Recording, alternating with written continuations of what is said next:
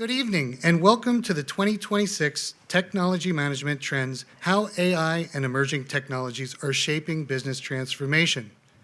Thank you all for joining us and a special welcome to our colleagues and partners from Deloitte.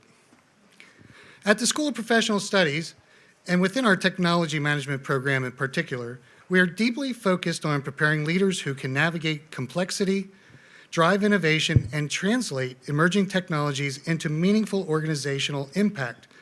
That work is strongest when it happens in close partnership with industry. Our collaboration with Deloitte exemplifies this approach. It brings together the technology management program's academic excellence in technology leadership with Deloitte's global expertise in digital transformation, innovation, and applied AI. Together, we are building a model for how academic institutions and industry leaders can engage in ways that are substantive, forward-looking, and grounded in real-world relevance. This event is a clear example of that collaboration in action. It reflects our shared commitment not only to understanding where technology is headed, but to shaping how organizations respond, adapt, and lead through that change. We see this as the beginning and continuation of a broader set of activities that will include future events, roundtables, lectures, and workshops. Importantly, this partnership extends well beyond today's conversation. It creates opportunities for mentorships, internships, and employment pathways for our students, for curriculum enhancement that responds directly to market demand, and for Deloitte professionals to engage with our community as guest lecturers and instructors. We are also excited about ongoing collaboration on white papers and conference presentations, as well as providing Deloitte with access to cutting-edge academic research emerging from Columbia. Following a successful capstone collaboration in fall 2025, we are looking forward to continuing and deepening that work as part of a sustained capstone partnership.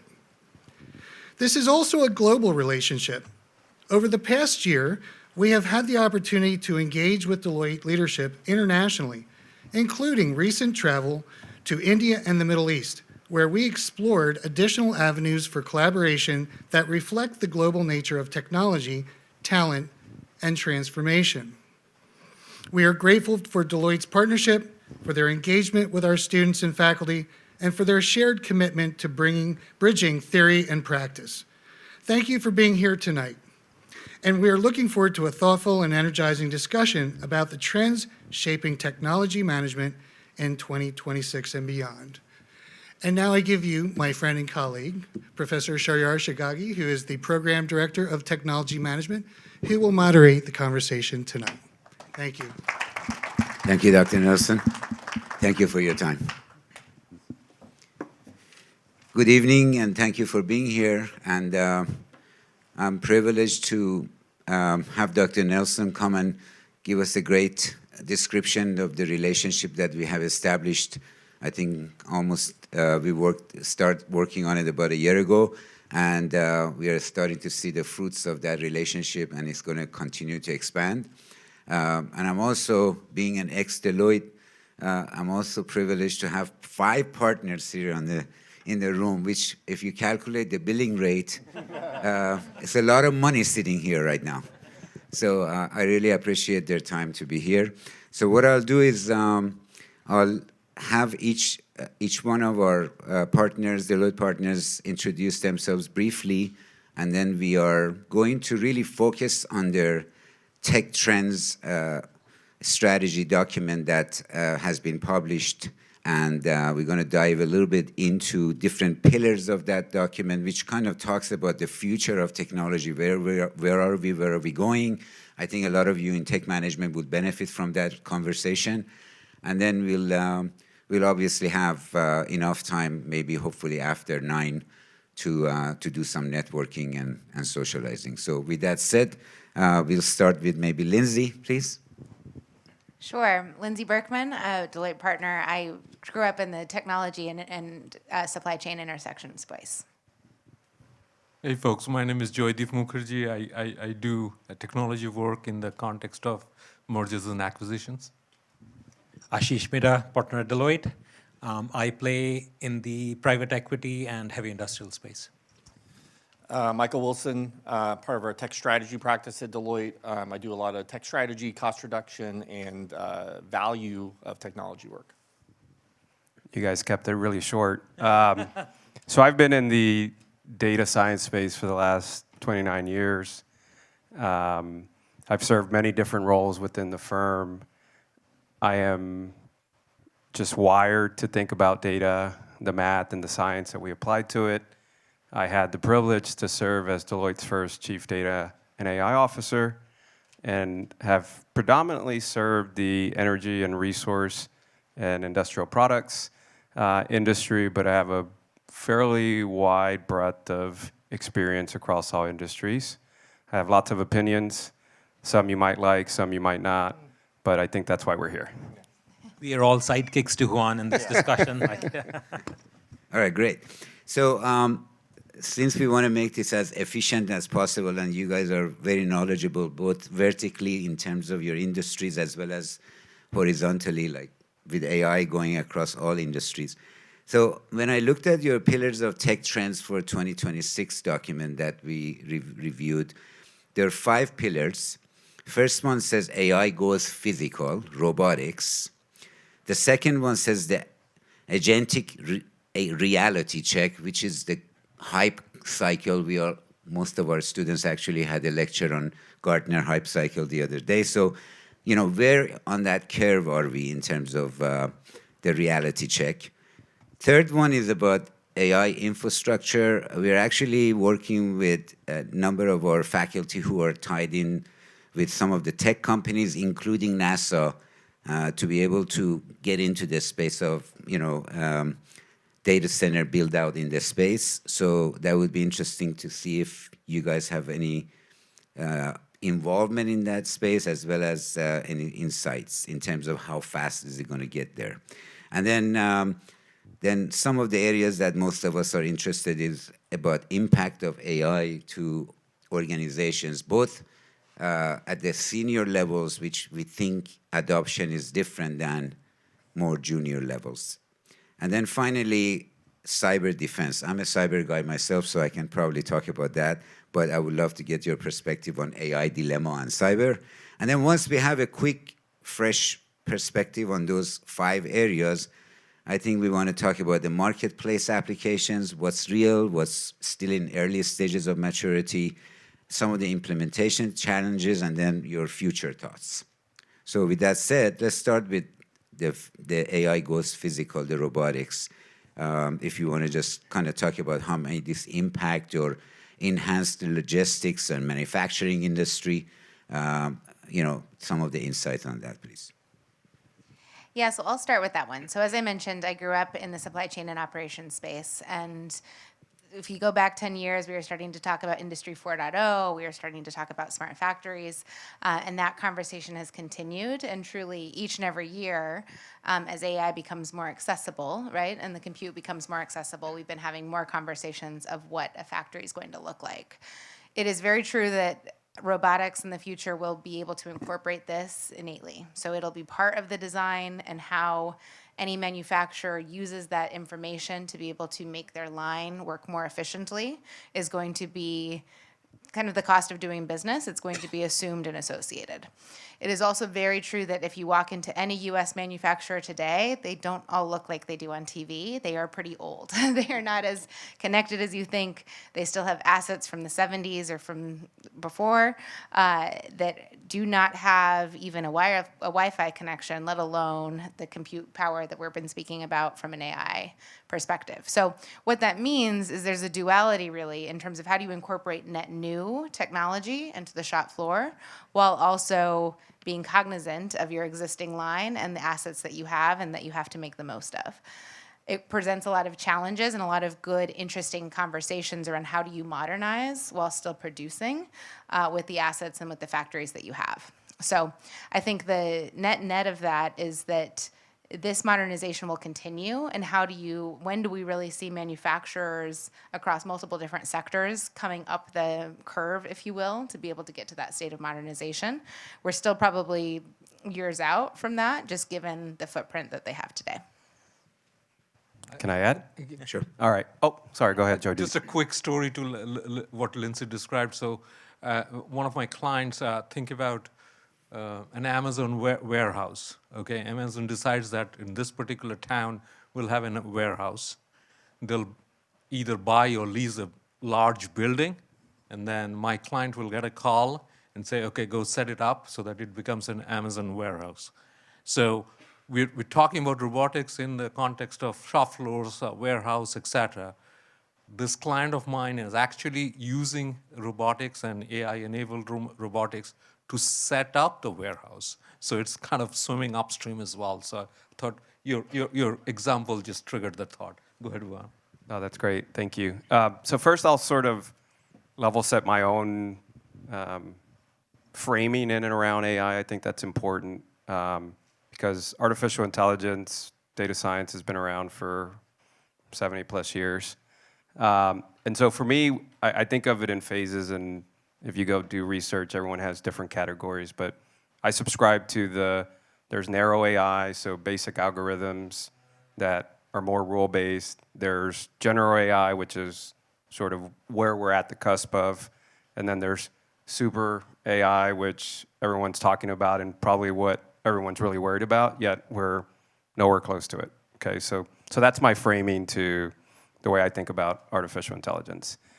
As it relates to what we're seeing from AI going physical, I think it's all based on the foundational aspect of there is robotics already, especially in the manufacturing world. And those robotic arms that we all see, like I think of the auto manufacturer videos we all see, and there's all these arms doing all these things. That's all narrow or basic AI. They have rules. They don't know how to deal with any anomalies of a part coming in or something doesn't quite fit the model that they're supposed to produce whatever they're supposed to produce. And so in our report in and around AI going physical, it's more around making those robotics more human-like, to be able to reason and think beyond what they're programmed to think. For me, the best example for all of us of this is self-driving cars. Like that is AI going physical.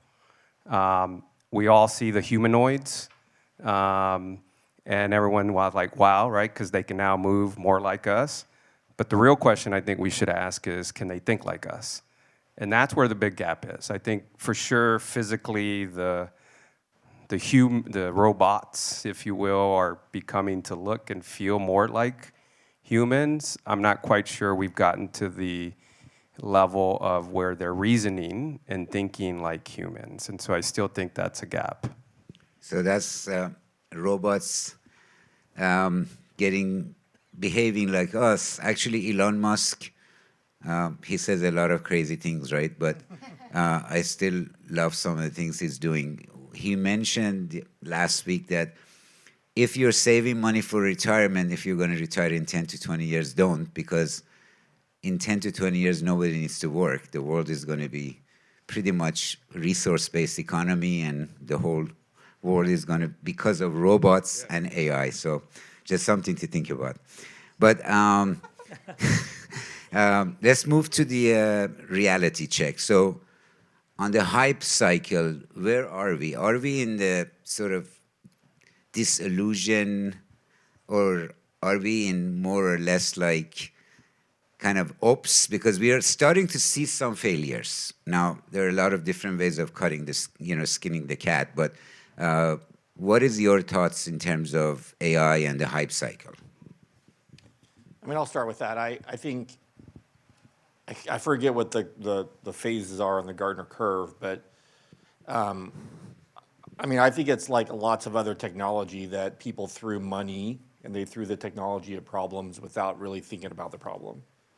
And a lot of what we're seeing where there is real value from Gen AI, it started with classic process mapping and problem identification and that kind of stuff that was what we would kind of call old school consulting.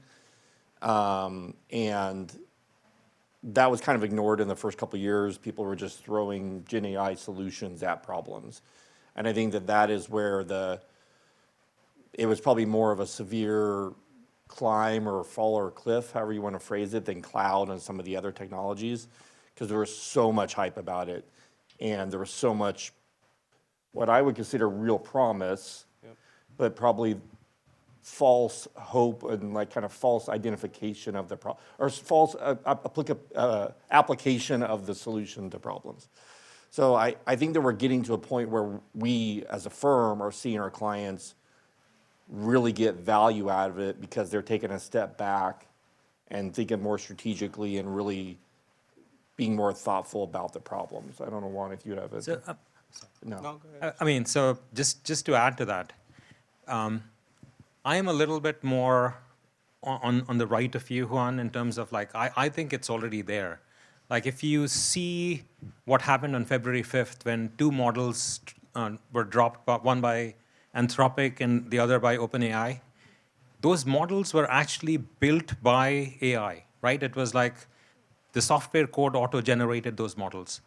And I think what is happening is the pace by which the models are getting dropped is just like picking up.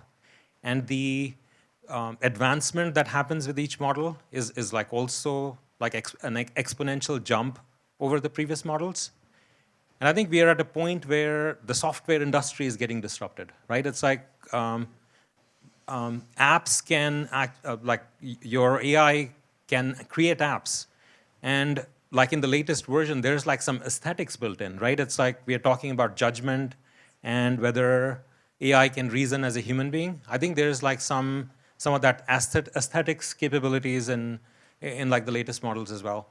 And I think it's going to come like really fast into some of the other industries like the legal industry, financial services, healthcare, wherever there are like deterministic problems to be solved. Like for a lot of organizations, like 99.99% is not enough. You have to have like that 100% determination and compliance. I think those industries will get like disrupted in the not very near future. So, but I think the volume of apps generating, obviously, there's no question that's going to increase significantly. But I think we are also seeing, because of that rush to the sort of building apps also causes quality issues. And that would be something that we need to refocus in terms of the whole quality process, right? yeah, I mean, so sorry. My thought process on that is like organizations have rushed into like building the apps and building the initial prototypes, but they haven't given much thought to like the back end. Like the initial prototypes are like really successful, but then when you get into the nuts and bolts of doing the data plumbing to industrialize it, that's where I think you run into problems. The data plumbing does not exist. You do not have the right data to begin with. You don't have like the right talent to industrialize it. I think that's where things are falling apart a little bit.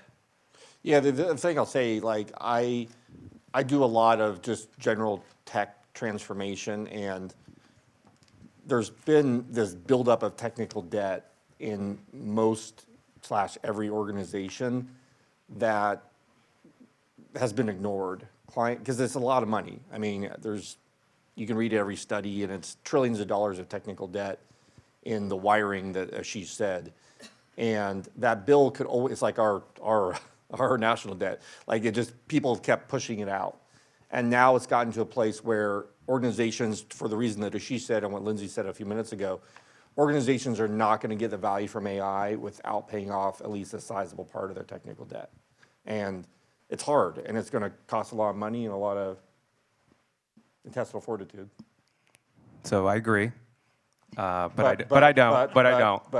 So I think the whole construct around are we in, a bubble or hype, I think is very much driven from a financial perspective.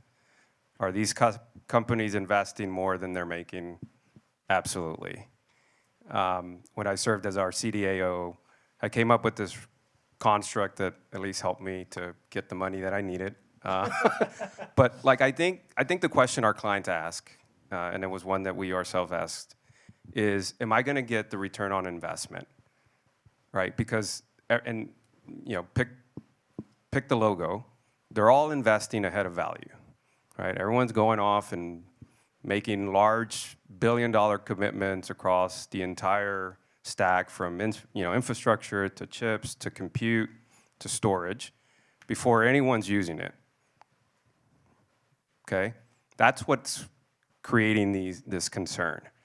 And so I think where we are in just the application and maturity, and everyone's given lots of really good examples, we should be asking ourselves, it's not the ROI at this point, I think it's the return on opportunity.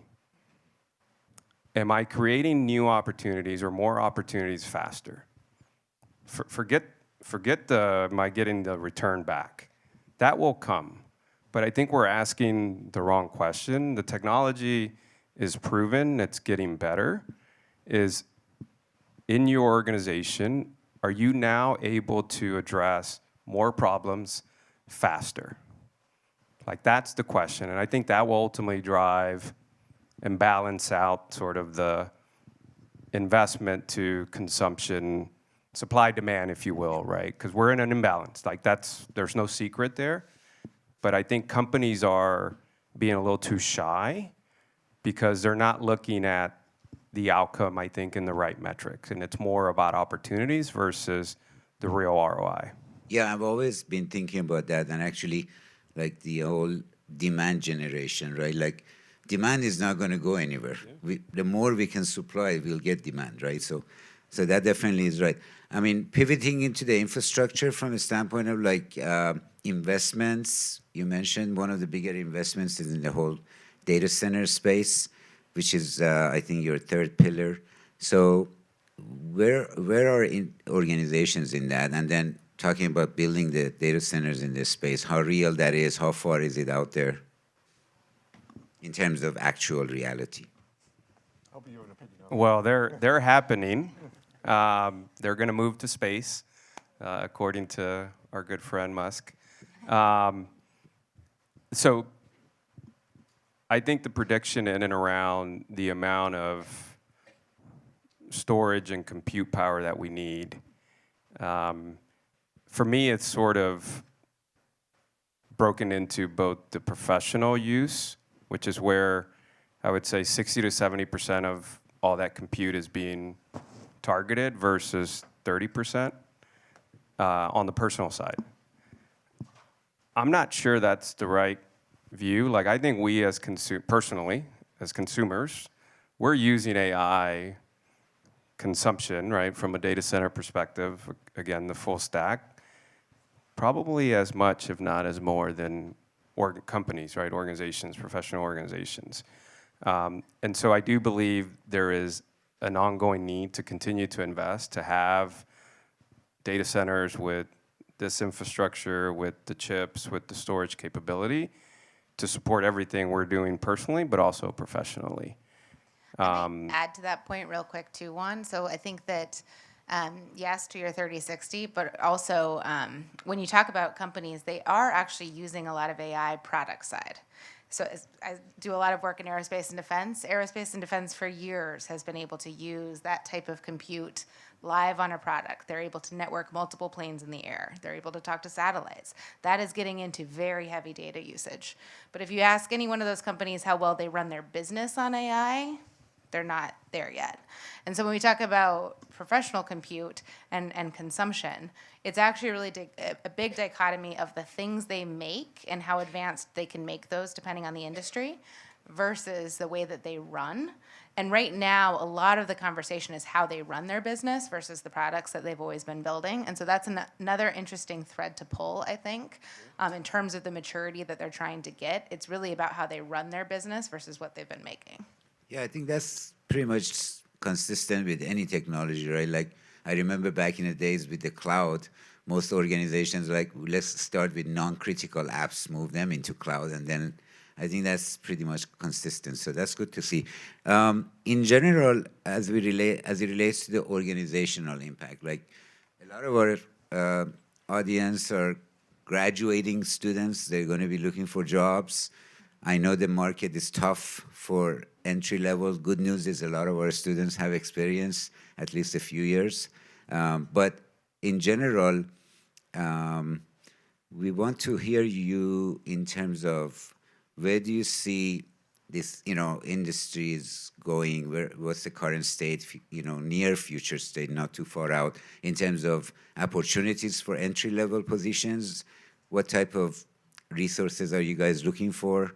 And then also, like, how are your senior people adopting AI? How fast or not? That's a landmark. You're the most senior, Ashish. Do you want to answer that question? Is that because of my looks? Yeah. So this is what I'll say. I mean, clearly AI, as you're aware, is disrupting like entry-level positions, right? It's there's a lot of like when I joined Deloitte over 25 years ago, like what I loved to do and what I did endlessly was analysis, right? At that point in time, it was in Excel, like access databases, would work for months on like analytics projects. All of that can be achieved in a few hours now. It's like you give AI the prompt and you walk away to get coffee, and when you come back, like it has built out the financial models, done the analysis. So like that analyst role is gone, right? But having said that, there's going to be like a lot of AI-related jobs in the short term. Like it's like people who come to the table with AI skills, like will surely have an edge over others, right? There's going to be like opportunities to actually build AI. So that's going to be the trend for the next few years. I think looking out, I do see there's going to be like a long-term disruption where entry-level jobs that we see today will get disrupted. So my advice would be, it's like, first of all, you need to stay on top of like what's happening in the marketplace. Like get the subscription, like spend time analyzing these tools, do your analysis on these tools, like experiment, like change your prompts. You need to be like well-versed in this technology as you go out into the marketplace.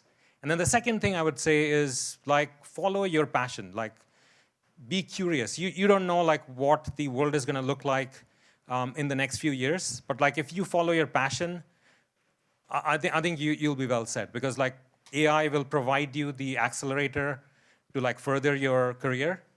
So again, that would be like my advice. Stay on top of this technology. It's not going anywhere. It's just accelerating, and then just follow your dream. Maybe one nuance I would add on the word disruption.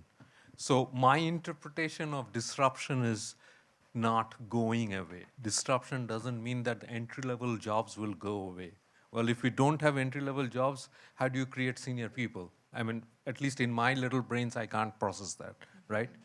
Somebody cannot start as the CEO of a company, right? In 20 years, you won't even have senior people. We are all retired, right? Per our friend Elon.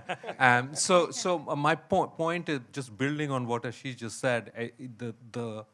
The contours of the entry-level jobs will change, and thus, to Ashish's point, stay with the flow where the wind is blowing, keep a pulse on that kind of a thought process. But if the stress is, oh my God, all entry-level analyst roles are going away, where do I go? I don't know whether that stress will yield any results, so I wouldn't stress on that. I'm a simple-minded guy, so I think pretty simply. I know these disruptions are coming. We have seen disruptions, and then we have adopted. I see AI as another one of those. It is much more disruptive, but it is not taking away stuff. It is just rebuilding some things, and the contours will look different. I'll add 2 comments. I agree with the NVIDIA CEO where he said AI is not going to take your job. People that use AI are going to take your job. And so I agree with Ashish. The analyst role will go away, but I expect my staff to be faster and come with the answer. And I expect them to, it's just like, using Excel was 15 years ago or whatever, like the grunt work may be going away, but the critical thinking, the system thinking, whoever wins in the argument between Juan and Ashish, like that stuff is not going to go away. The connecting of dots and coming up with answers is not going away. I will disagree with my friend Ashish on follow your dreams. Wow. I agree with, or follow your passion. I agree with Professor Galloway that do what you're really good at and what's going to pay you a lot of money.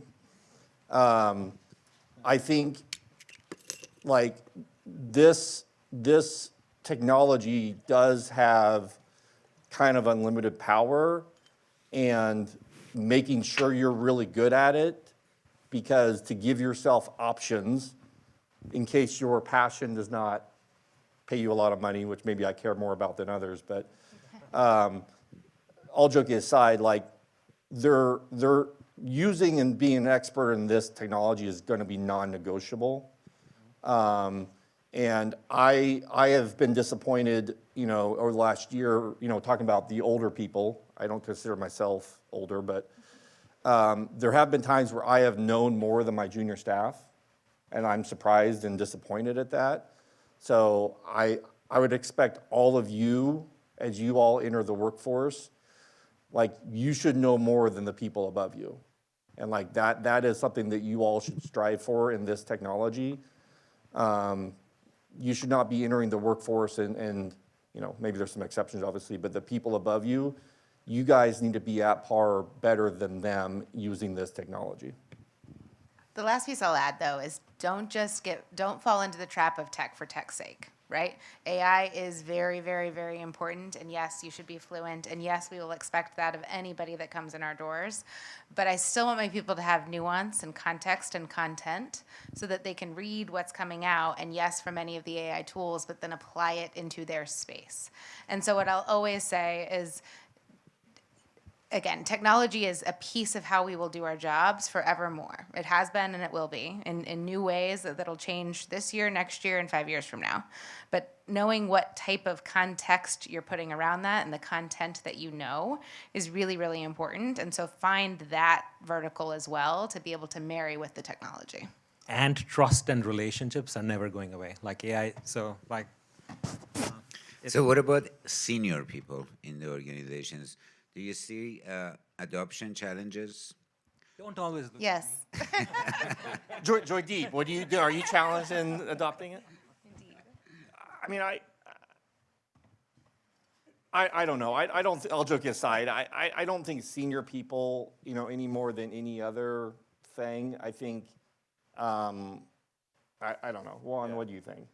So I think, and let's just go back to November 2022 when ChatGPT came out, right? And I use that as a marker in time.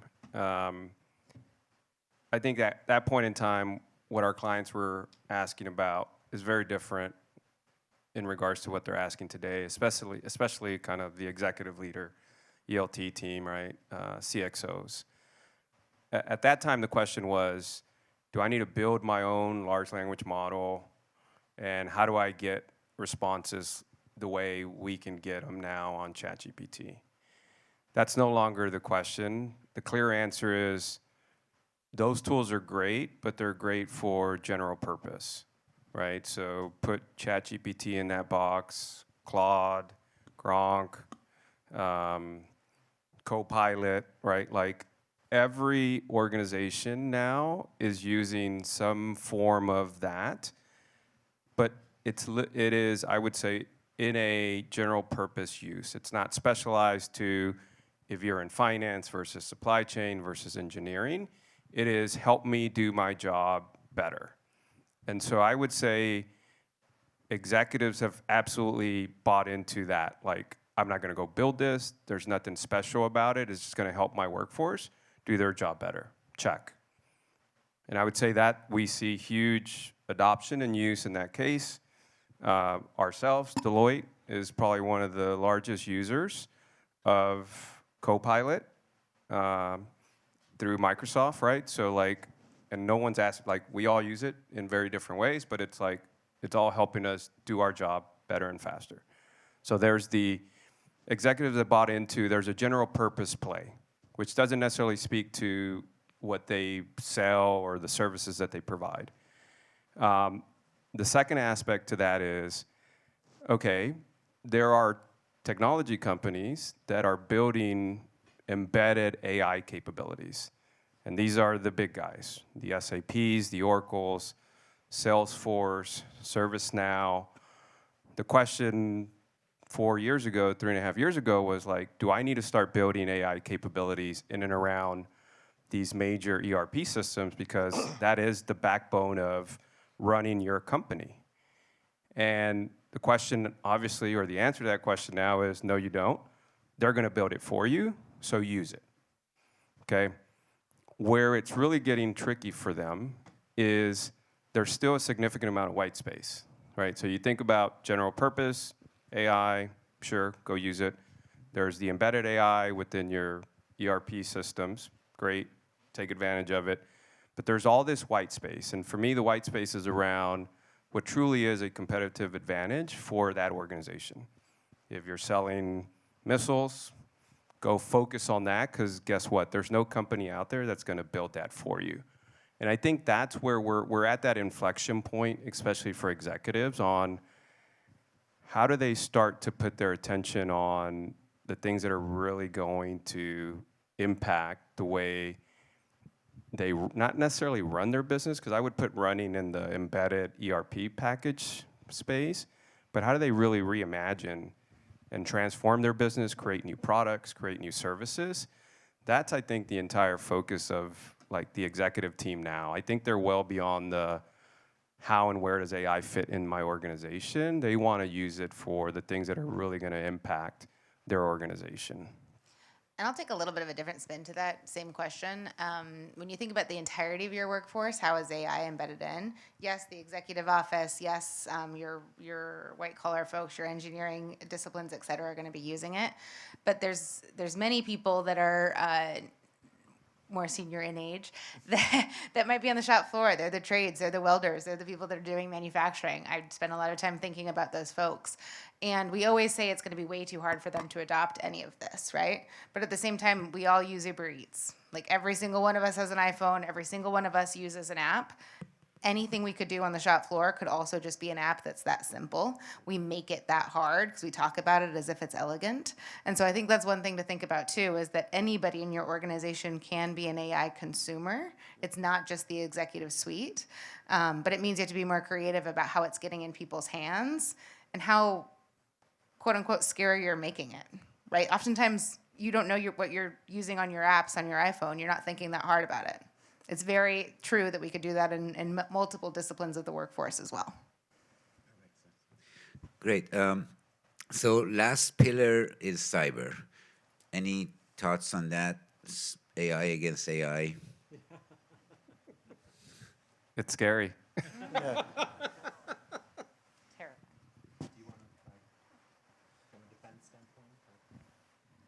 Well, okay, so I don't know how I got nominated to answer this one first, but in aerospace and defense, you can imagine cyber is an important topic.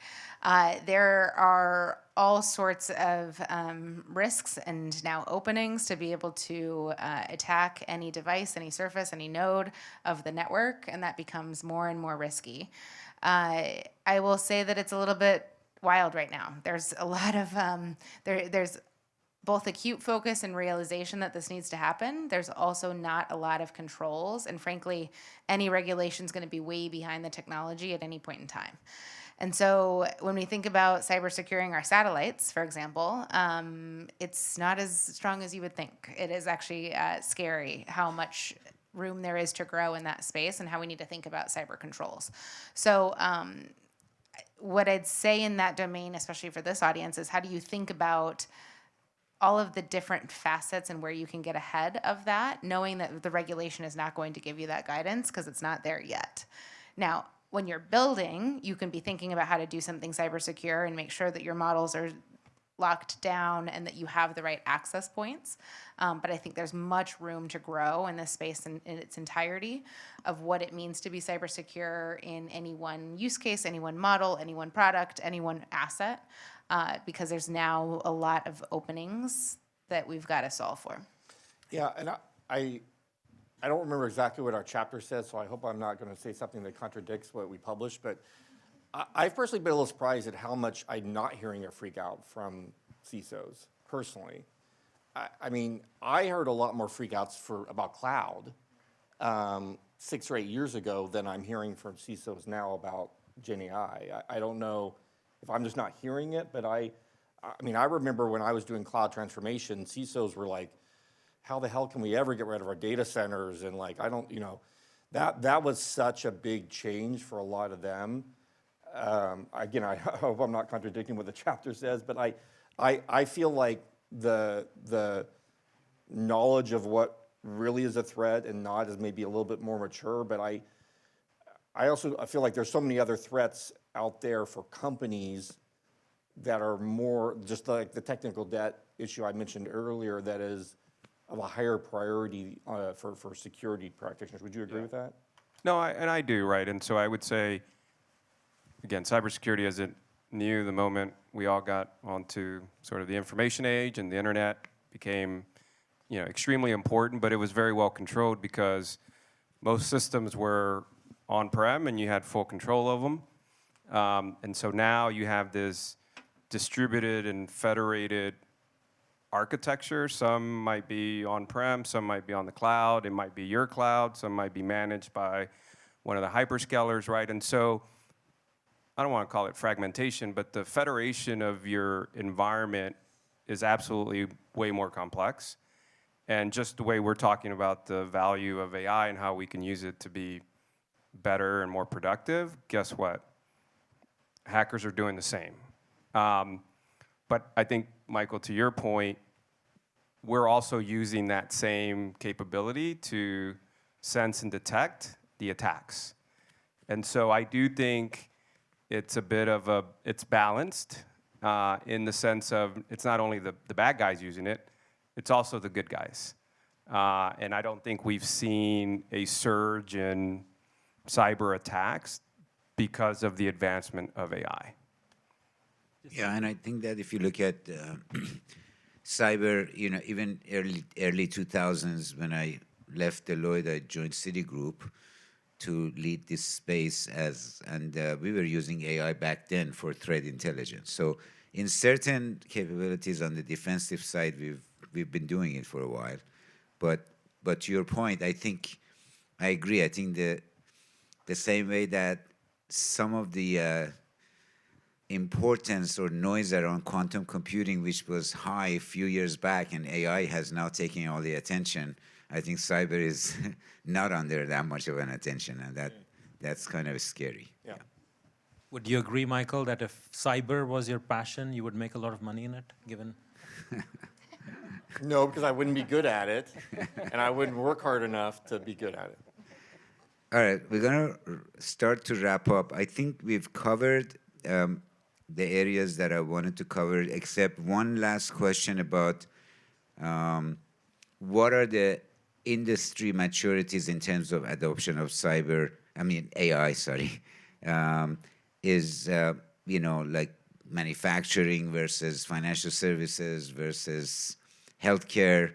Where do you see the applications are actually really in the production versus are still in earlier stages from industry perspective? I mean, I think Lindsay kind of answered this question. I think every industry is using it in their customer-facing products and stuff. I think apart from that, the trend is what you would expect. It's higher in financial services and life sciences. It's lower in some of the industrial products. But I think the back office part of it is actually pretty consistent. It's varying levels of low to medium maturity. But I think, Lindsay, what you said is correct. I mean, aerospace and defense, which you would maybe consider to be legacy kind of organization, but they've been using it for years. So I think there's a difference in, retail's been using it for a while. So I think that there's a dichotomy between front and back office, more so than industries. I think that there's common high usage in front office and common low to moderate usage in back office. What about implementation challenges? Can I just make a quick follow-up there? So Juan talked about the notion of white space earlier. So at least my view of adoption across industries and sectors is AI is still a efficiency play, primarily. Something took 3 months to do, now I can do it in 3 minutes. That's kind of the mindset we all are going through in various stages. AI as a market differentiator, it is helping me create new areas where I can go in and differentiate myself in whatever products or services I am in. It's not there yet. So the levels of adoption is different there. There are certain nuances, like in healthcare as an example. I see lots of niche companies are going after that white space of market differentiation. But it's very, very small slivers. It's primarily an efficiency play now. The competitive landscape, though, has changed quite significantly because a digitally native company now is building everything using this premise. So if I look at defense, there are now planes being built fully via models, and there's things that are still pretty manual. So there's a change, I'd say, in any one industry of what the disruptors can now do, especially if they're digitally native and they're using this as their foundation versus trying to adapt and bend their business back into it. So that's one thing to consider too, is just how do you think about competition? And I think for many of the legacy companies or the longstanding companies that have long been traded, what they now do to stay competitive will need to change, and they will need to adapt to be able to meet this new space. Sorry, so just maybe 2 points to add.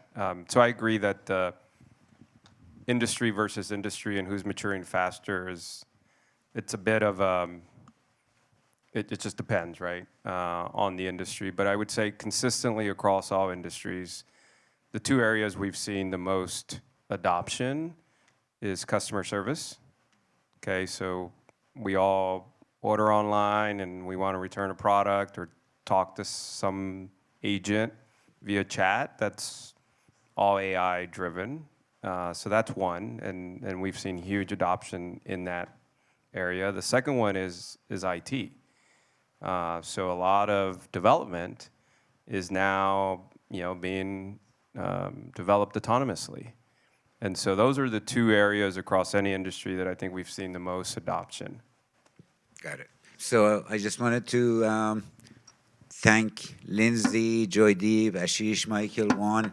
Amazing conversation. We would love to have you guys again in future events, and this was very beneficial to us. And thanks again for your time, and let's socialize. Thank you. It was our pleasure, and thank you for having us.